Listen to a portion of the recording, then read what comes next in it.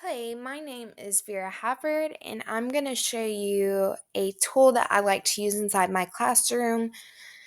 It is called Nearpod, and it is a great tool for me to be able to get real time information in whole group, what my students are understanding based off of a skill that I've taught.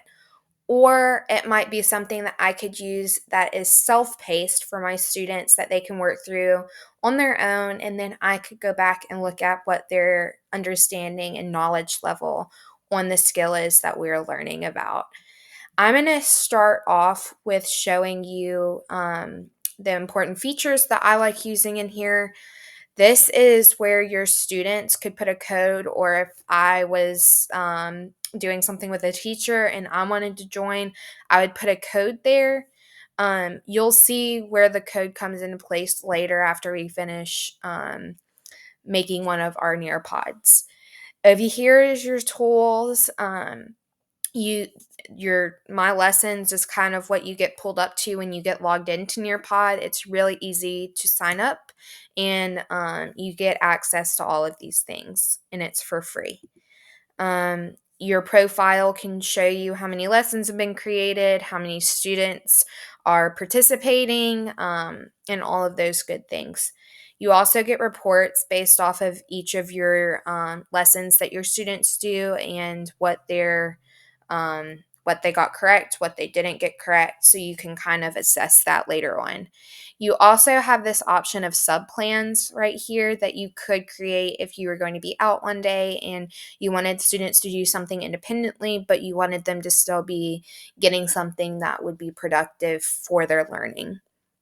Right here is your school and district library if they're connected to Nearpod, which is a great tool that I like using. It will show what teachers inside your school have been using that might also be helpful for you to be using on different skills. We're going to go back to my lessons, and here's where you can hit the create your own lesson. We are not going to do that today just for time's sake, but I will show you some of the tools that you can use when creating your own Nearpod. When we do that, we will go down here. A great thing about Nearpod is that you don't have to create your lessons from scratch. If you are teaching a lesson in, I'm going to say main idea. So I'm a third grade teacher, and I know that I am teaching main idea and I need some resource to help. I'd select my grade. I would add a filters to my standards. Um, I might go down to my Alabama since that's the state I live in. And then I'm doing language arts since I'm looking at main idea, third grade. And then I might put in and search for main idea. So let's say I do this first one that I'm looking at, and I can go through here and I can decide which do I want to use. Now, it shows you here, even though I selected third grade, sometimes it brings up things that aren't for third graders. So you need to make sure that you are looking at that at the top. This one is 7th through 12th grade, so that wouldn't work for my students. But once I select one, it will show back up here in my lessons. I will add it to my lessons, and then it will show up here. Now, let's say I want to edit it because sometimes these can be a little bit lengthy and might not all of the slides in here might not be helpful for my students. So I go in and I start looking, and I love that on Nearpod when you're using one that's already created, they put an essential question in here so it can keep your students focused on what they're learning. It also gives them kind of an idea of what they'll be doing throughout the lesson.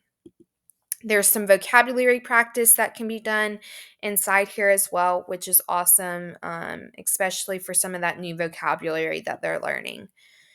Um, Here you could do a collaborative board, which is awesome if your students know how to use it properly. If that is not something that you think that your students could do, then you would hit these three little buttons and then you would hit delete. And then it would take it out of your Nearpod. Another thing that is awesome that you can do inside of here is you can add. If there's something that you don't see that you want in there, you can go look through here. There's slideshows that you could create. There is audio, images.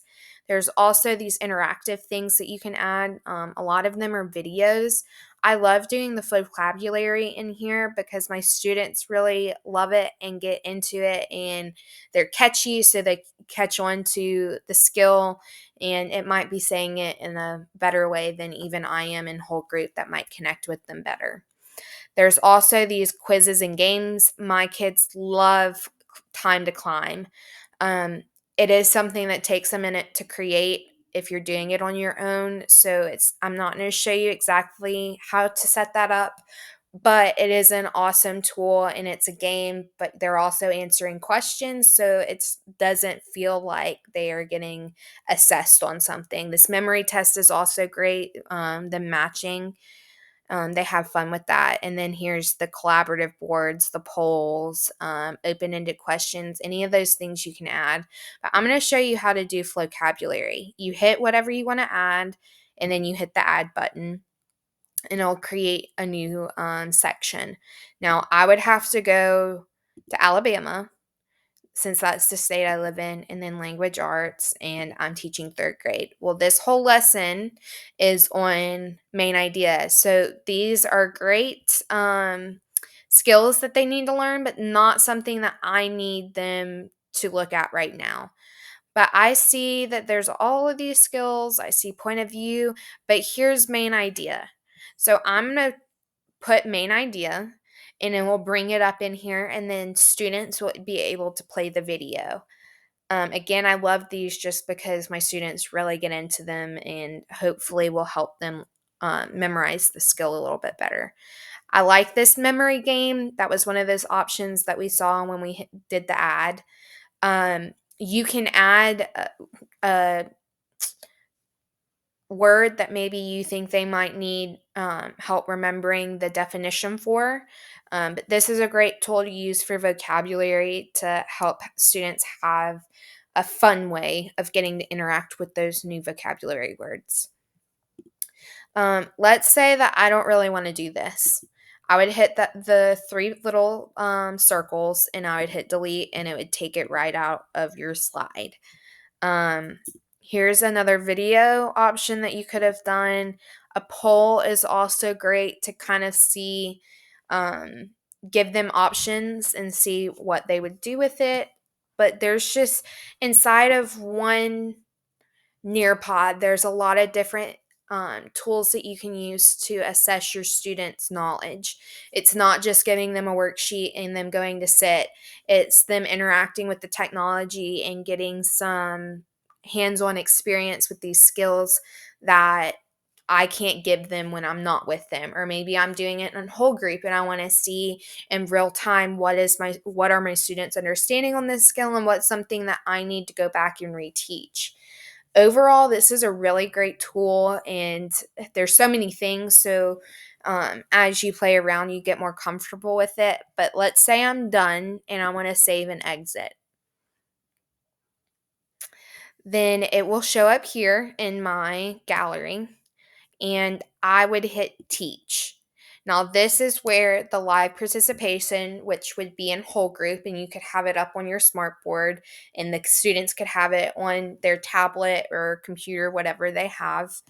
Or you can do it student paced, and they do it in a more small group type of area where they get to work on it at their own speed, and then I get to go check those answers later on and take that into consideration for my lesson the next day. But let's say I choose student paced. I can launch it and it gives a code. Um, and students will be able to put that in to their computer up here where that code is asked for. Overall, there's a lot of great aspects to this tool, and there's so many. So, um, as you start using it, you kind of get more comfortable with it and you'll be able to add even more new things. But again, I love this just because I don't have to create everything from scratch. I could start with something they already have, or I could start with scratch and really personalize it to what we're learning inside the classroom. But this is my tool, Nearpod, and I think it is very helpful inside the classroom, and I hope that you're able to find it helpful as well. Thank you.